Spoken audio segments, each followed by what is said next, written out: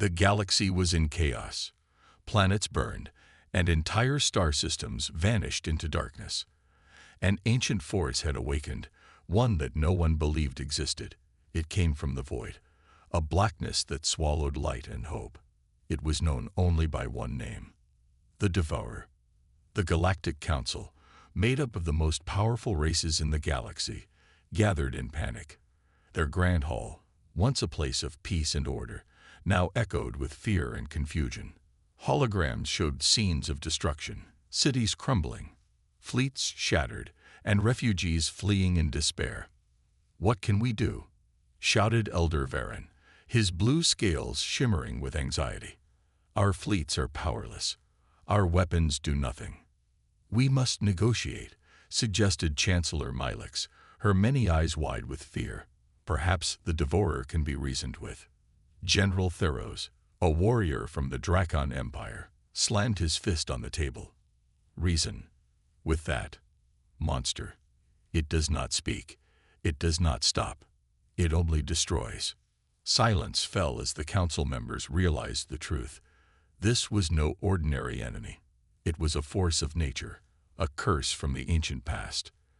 Legends said it once tried to consume the entire galaxy, only to be stopped by an unknown power.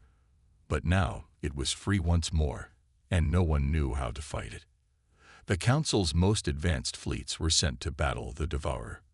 Grand warships, armed with the deadliest technology, faced the darkness. Energy beams fired, missiles launched, and shields were raised. But nothing worked. The darkness absorbed the attacks as if they were nothing. Then it counterattacked. Shadowy tendrils reached out, ripping the ships apart, leaving only silence behind. In the control room, the council members watched in horror as their greatest warriors were erased from existence. It was like watching shadows devour light itself. Hope began to fade.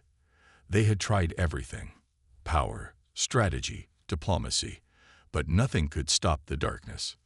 "Is this the end?" whispered Chancellor Milix, tears forming in her many eyes. "Will our civilizations be lost to this nightmare?" Elder Varen's shoulders slumped. "We are out of time, and out of hope."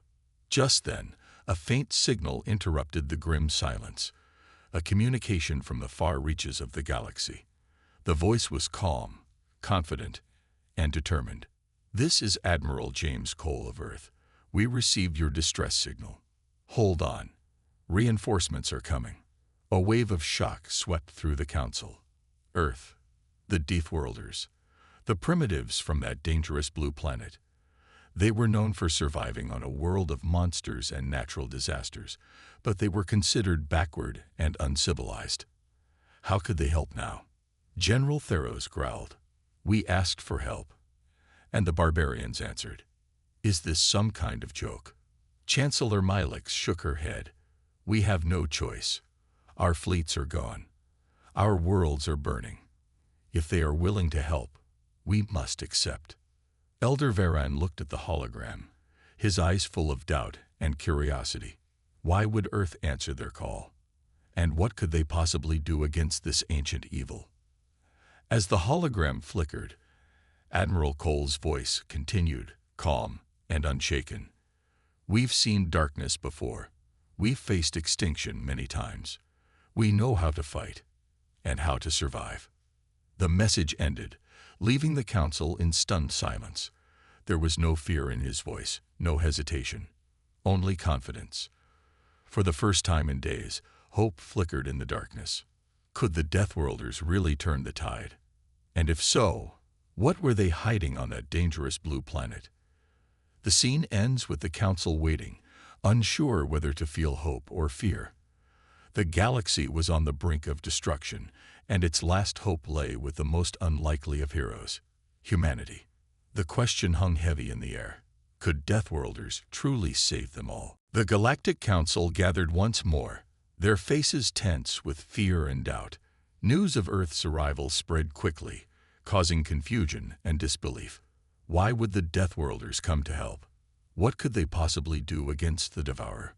On the observation deck of the Council's flagship, Chancellor Milix stared out into the void. her many eyes watching for any sign of hope. Then she saw them. At first, they were just tiny dots, shadows against the stars. But as they grew closer, her eyes widened in shock. The human fleet was massive. Rows upon rows of warships, each one built with harsh angles and powerful engines that glowed a fierce blue. Their hulls were dark and rugged, designed for survival rather than beauty. These were not elegant ships like those of the Galactic Council. They were weapons, pure, deadly weapons. Elder Varen's mouth dropped open.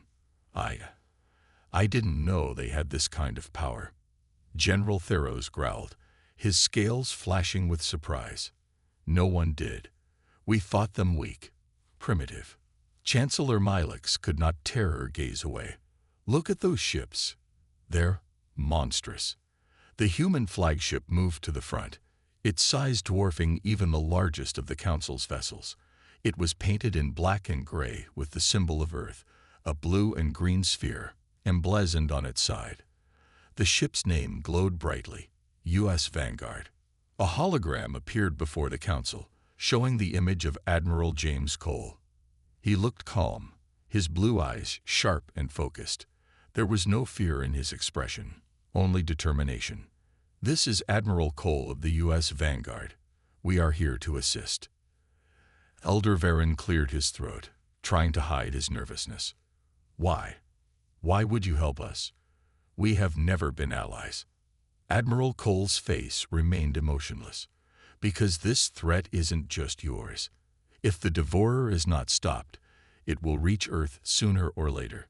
We don't wait for danger to come to us. We hunt it down. His words were cold and confident, sending a chill down the Council's spines. Humanity did not fear the Devourer. They planned to fight it. General Theros crossed his arms, his eyes narrowing. Do you even know what you're facing? Our greatest fleets fell without a chance. Admiral Cole's lips curled into a small smile. We know. We've studied the data from your battles. Your technology relies too much on energy weapons. The Devourer absorbs that. We don't make that mistake. The Council members exchanged worried glances. How could humans understand so quickly what they have failed to learn? What kind of minds work behind those primitive faces? Chancellor Milix hesitated before asking, What do you plan to do? Cole's face grew serious. We'll strike it hard and fast. No mercy, but we need your fleets to hold the line. Keep it busy. Can you do that? General Theros growled. You want us to be bait. If you want to survive, yes, Cole replied bluntly. Our weapons are different. They don't use energy. They use matter. Elder Varen's eyes widened. Kinetic weaponry. Projectiles. Cole nodded. Railguns. Hypervelocity missiles. We're going to tear that thing apart piece by piece, but we need you to keep it from running. The Council was stunned. No one used kinetic weapons anymore. They were considered primitive, inefficient. Yet, against the Devourer, they might actually work. Chancellor Milix took a deep breath. You're asking us to risk our lives for a chance. Cole's gaze softened. I'm not asking. I'm telling you that's your only option. Fight or die. We're giving you a chance to fight. The cold reality of his words sank in. There was no time for debate, no time for doubts. This was a war for survival. General Theros slammed his fist on the table. I will not stand back and wait for death. The Drakon Empire will fight. Elder Varen nodded slowly. As will my people. We have no choice. Chancellor Milix felt a surge of hope. Very well. We will stand with you, Admiral Cole. Together. Cole's hologram nodded. Good. Then let's show this monster what happens when you mess with Deathworlders. The hologram vanished, leaving the Council in stunned silence. There was no turning back now. The battle was coming. And the galaxy's last hope rested with those they once called savages. As the human fleet moved into formation, their engines roaring like beasts ready to strike, the Council finally understood. These were not just warriors. They were survivors. Beings who fought every day just to live on their harsh, deadly world. If anyone could turn the tide, it was them. The scene ends as the ships prepare for war, their cannons glowing with power. Humanity had answered the call. Now, the galaxy waited to see if they could truly turn the tide. Under one purpose, survival. At the front were the human warships, their brutal designs standing in stark contrast to the elegant curves of the Galactic Council's vessels. Their engines burned brightly, their hulls reflecting the cold light of distant stars. Inside the U.S. Vanguard, Admiral James Cole stood on the command bridge, his eyes fixed on the holographic display. It showed the monstrous shape of the Devourer, a massive entity of darkness and hunger. It was a living nightmare, consuming everything in its path. Planets, stars, even the void itself. Its form was constantly shifting, swirling like a storm of shadows. Eyes of burning red glowed within its depths, hungry and merciless. It moved with terrifying speed, its tendrils reaching out like claws, tearing apart everything it touched. Chancellor Milix watched from her flagship, her body trembling. How can anyone face such a thing? General Theros stood beside her, his voice low. No weapon has harmed it. It devours energy, turns it into more of itself. It is unstoppable. But on the U.S. Vanguard, there was no fear, only determination. Admiral Cole's voice was calm as he gave the order. All ships, prepare for engagement. Load all railguns. Arm hypervelocity missiles. His officers moved swiftly, their hands flying over the controls. The humans were ready. They were always ready. Cole's second-in-command, Commander Elena Ruiz, looked at him. "Sir, the Council fleets are moving into position. They're ready to distract it." Cole nodded. "Good. They do their part, and we do ours. Time to show this thing what Deathworlders can do." The Council's ships moved first, firing beams of energy that lit up the darkness. Brilliant blue and gold rays struck the Devourer, but they were absorbed, feeding its monstrous form. It roared, its eyes glowing brighter as it turned towards the source of the attack. The alien fleets broke formation, scattering like leaves in the wind. Their fear was visible, their courage thin. They had faced the Devourer before and lost. To them, this was suicide. But they kept firing, knowing they had no choice.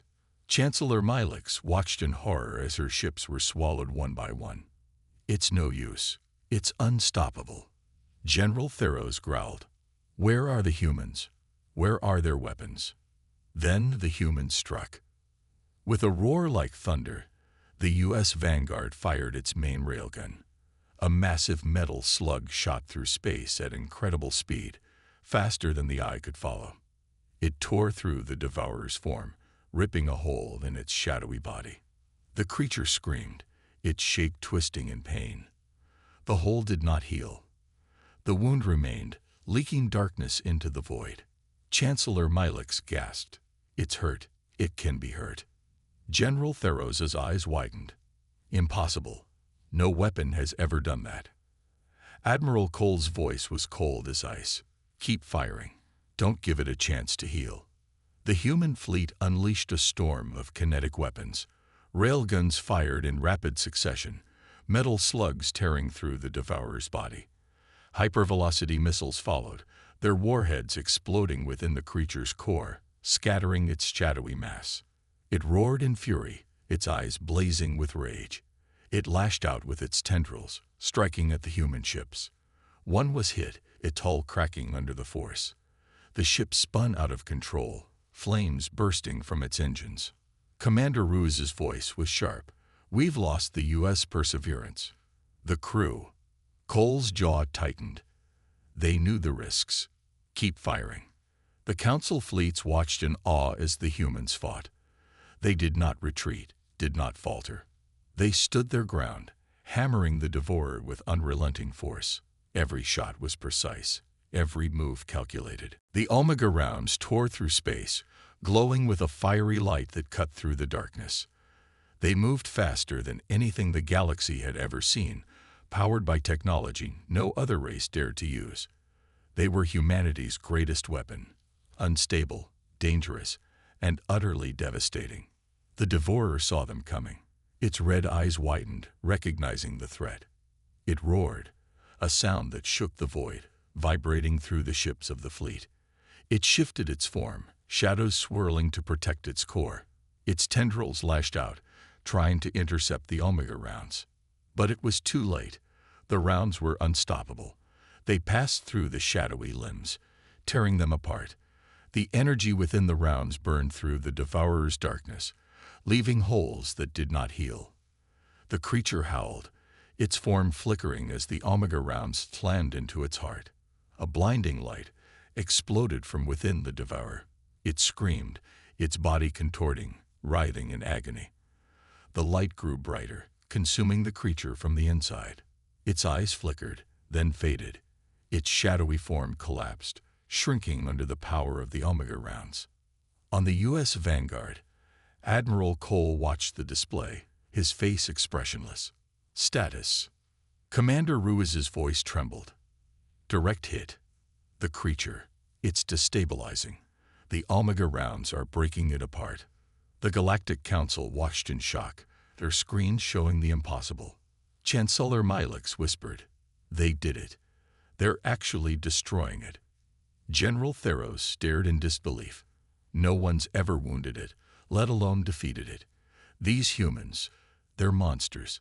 Elder Varen's voice was filled with awe. No, they're Deathworlders. They fight like no other. The light from the devourer grew brighter, then exploded outward, sending a shockwave through space. Ships were pushed back, their shields straining against the force. The darkness was torn apart, shattered into pieces that dissolved into nothingness. The devourer was gone. The fleet was silent, the only sound the hum of engines and the crackling of damaged systems. The galaxy itself seemed to hold its breath, waiting to see if the nightmare would return. But the void was empty, the threat vanquished. A cheer erupted on the U.S. Vanguard. The crew shouted in victory, hugging each other, relief washing over them. Ruiz laughed, her eyes bright. "We did it. We actually did it." Cole allowed himself a small smile. "We're not done yet. Check for any remaining traces. I want to be sure it's gone." Ruiz nodded, her hands flying over the controls. Scanning. No signs of life. No energy readings. It's really gone.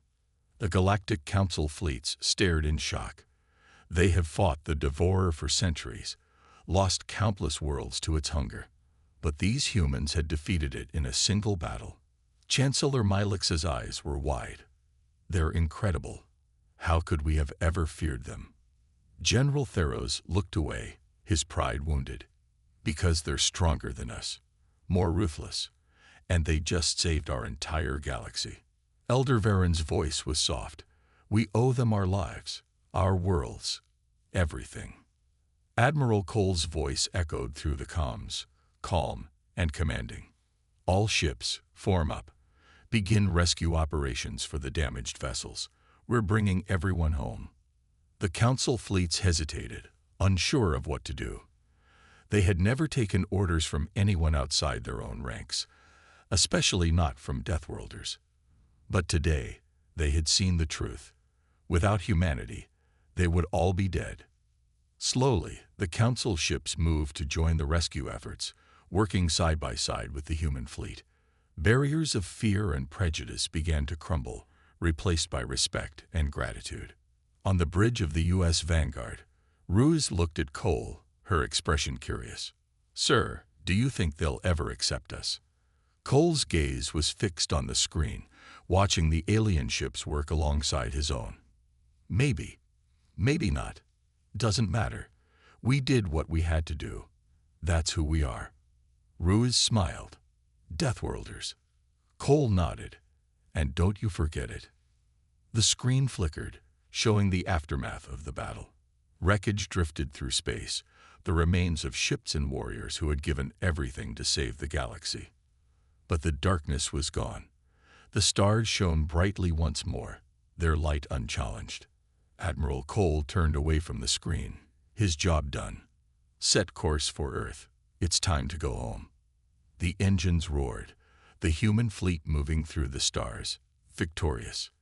They had saved the galaxy, but more importantly, they had shown who they truly were: warriors, protectors, Deathworlders.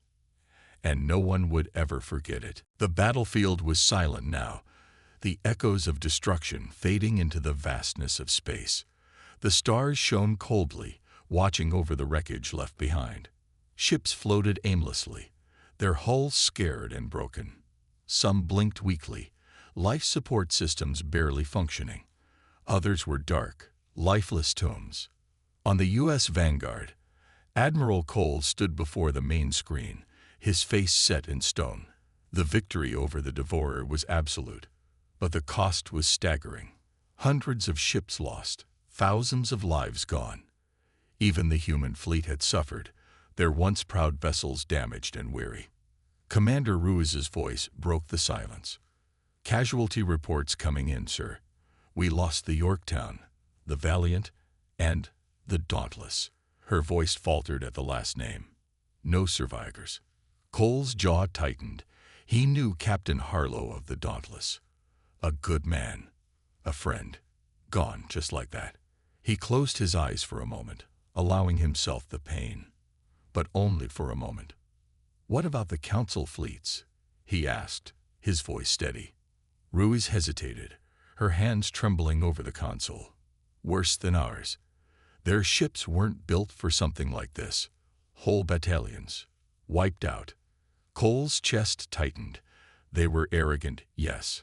Distrustful, even hostile. But they were still people, still warriors who had stood against the Devourer, and they had paid dearly for it. "Begin rescue operations," Cole ordered. "Priority to life pods and critical systems. We bring back as many as we can." Ruiz nodded, her voice firm. "Aye, sir." She relayed the orders, the human fleet moving to assist their former enemies. Across the battlefield, rescue teams deployed. Human ships reached out to alien vessels, cutting through debris to free trapped soldiers. Medics worked tirelessly, treating the wounded regardless of their species. Warriors who had once aimed weapons at each other now fought to keep each other alive. On one damaged Council ship, a group of human engineers pried open a hatch. Inside, they found a dozen survivors, their faces pale and frightened. One of them, a young Xylek officer, looked up, his eyes wide. You saved us," he stammered. A human engineer offered him a hand. "Yeah. Now come on, we're getting you out of here." The Xylek hesitated, his gaze shifting to the human's face, searching for deception. But all he saw was determination and kindness. Slowly, he took the offered hand, letting himself be pulled to safety. In the command chamber of the Galactic Council, the leaders watched in silence. They had expected the Deathworlders to leave them to die, to abandon them in the aftermath. But instead, they were saving lives, alien lives. Chancellor Milix shook his head, disbelief etched into his features. "Why? Why are they helping us?" Elder Varen's eyes were filled with sorrow. "Because they are not like us. They don't abandon their allies, even when we betrayed them." General Theros clenched his fists, his pride shattered. "We called them monsters. We feared them. And now, they are the ones saving us." Elder Varen's gaze softened. "Perhaps we were the monsters all along." As the rescue continued, the human fleet moved through the wreckage, bringing hope to the hopeless. They repaired life support systems, stabilized damaged ships, and carried the wounded to safety. On the U.S. Vanguard, Ruiz watched the display, her heart heavy. So much loss, even in victory. Cole's eyes were hard. "War is never clean, Commander. It always costs more than it gives." Ruiz looked at him, her voice small. "Was it worth it?" Cole was silent for a long time, his eyes fixed on the stars. He thought of the world saved, the lives that would continue because they had stopped the Devourer. He thought of the fallen, the friends and allies lost forever. Finally, he spoke, his voice low and firm. We did what we had to do, what no one else could. That's what it means to be a Deathworlder. Ruiz nodded, understanding. They had paid a terrible price, but they had saved the galaxy, and in doing so, they had shown the universe what humanity truly was. Not monsters, not savages, but heroes. The Galactic Council's grand chamber was filled with a heavy silence. The holographic display in the center flickered, showing images of the battlefield. Wreckage floated through space, a stark reminder of the war they had barely survived. Representatives from countless species sat in their seats, their faces pale, their eyes filled with sorrow and shame. They had called for humanity's help out of desperation, expecting ruthless warriors, merciless conquerors. Instead, they had witnessed something far more powerful: compassion. Chancellor Milix stood at the center, his long robes brushing the polished floor. His voice trembled as he spoke. We feared them. We called them monsters, but they saved us, even after all we did to them. Murmurs rippled through the chamber. Some nodded, their expressions heavy with guilt. Others looked away, unable to meet his eyes. Elder Varen, his old body hunched with exhaustion, leaned on his staff. They fought for us. They died for us. And when victory was theirs, they saved our wounded, repaired our ships. Why? General Theros lowered his head, his pride shattered. Because they are better than we gave them credit for. The doors to the chamber opened, and Admiral Cole walked in, his posture tall and firm. Behind him, Commander Ruiz followed, her eyes scanning the room with quiet determination. The council members stiffened, some instinctively leaning back. Even after all they had witnessed, the presence of the Deathworlders sent a chill through them. Chancellor Milix took a deep breath. Admiral Cole, you saved our worlds. You saved us all. Why? Cole's gaze was steady. Because it was the right thing to do. It didn't matter that you distrusted us, or that you feared us. Lives were at stake, and as long as we can save lives, we will. His words hung in the air, heavy and powerful. The council members exchanged glances, shame tightening their throats. They had judged humanity without understanding them, had turned them into enemies out of fear. And yet, humanity had saved them without hesitation. Elder Varen's voice was weak, but resolute. We owe you a debt we can never repay. Cole's expression softened. We're not here for debts. We're here to make sure this never happens again. He stepped forward, his presence commanding the room. The galaxy is a dangerous place. There will always be threats like the Devourer, and if we don't stand together, none of us will survive. Commander Ruiz added, we don't want to rule. We don't want power. We want peace.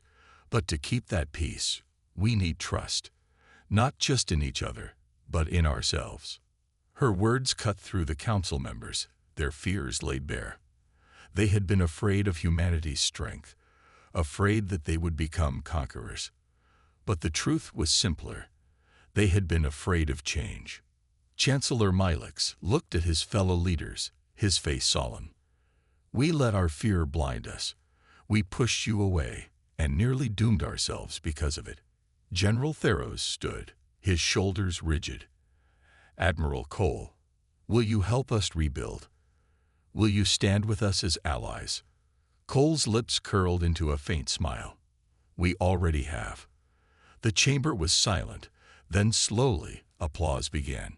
It started with Elder Varen, his frail hands clapping together, tears glistening in his eyes. Then others joined, their fear melting away, replaced by hope. For the first time in centuries, the Galactic Council was united, not by fear, but by trust. On the U.S. Vanguard, the human fleet prepared to depart. They had won the battle, but the real work was just beginning. They would help rebuild, would teach the galaxy not just how to fight, but how to live without fear. As the ships powered up, Admiral Cole looked at the stars. They were no longer enemies. They were no longer monsters. They were allies. and the galaxy would never be the same. The U.S. Vanguard stood tall against the backdrop of countless stars. Its hull bore the scars of battle, but it remained unbroken, a testament to humanity's strength and resolve. Other human ships floated nearby, their engines humming softly as they awaited their next orders. Inside the bridge, Admiral Cole watched the holographic screen displaying the Galactic Council's fleet. Once shattered and broken, the ships were now being repaired by human engineers. Where fear and distrust had once ruled, now cooperation and hope took their place. Commander Ruiz joined him, her eyes reflecting the light from the stars. "I never thought I'd see the day when they'd look at us without fear." Cole's lips curled into a small smile. It was never about fear. It was about understanding. And today, they finally understood. On the main screen, Chancellor Milix appeared, his face solemn but grateful. "Admiral Cole, on behalf of the Galactic Council and every life you saved, thank you." Cole's expression softened. "We did what was necessary. The galaxy is safer because we stood together." Milix nodded, his voice heavy with emotion. "Your people saved us, even when we turned our backs on you. We owe you more than we can ever repay." Cole's gaze was steady. "Then make sure this never happens again. Fear divides us, but together, we're unstoppable." Milix's eyes shone with understanding. "You've taught us more than we expected, Admiral. You've shown us the power of unity." The screen flickered off, and Ruiz let out a breath she didn't realize she was holding. "Think they'll keep their word?" Cole's eyes were fixed on the stars. "They will. Because they've seen what happens when we're divided, and they've seen what happens when we stand together." The intercom buzzed, and Lieutenant Harris's voice came through. "Admiral, the fleet is ready. Orders." Cole took one last look at the alien ships, now glowing with hope instead of fear. "Set course for Earth. It's time to go home." Ruiz grinned. "Aye, sir." She relayed the order, and the engines roared to life. One by one, the human ships formed up, ready to jump to hyperspace. As the Vanguard powered up, Cole allowed himself a moment of pride. They had saved the galaxy, not just from destruction, but from its own fear. They had changed hearts, not just won battles. The stars seemed to shine brighter, as if welcoming the dawn of a new era. An era where humans were no longer monsters, but protectors, allies, friends. Cole turned to Ruiz. "Let's get moving. We've got a galaxy to rebuild." The stars stretched into lines as the Vanguard leaked into hyperspace, leading the fleet home. Behind them, the Galactic Council watched in awe, their hearts filled with gratitude. Humanity had answered their call for help, and they had delivered beyond imagination. As the darkness of space folded around them, a new hope was born, a hope that would guide the galaxy for generations to come. And the legend of the Deathworlders who became heroes would echo through the stars, forever.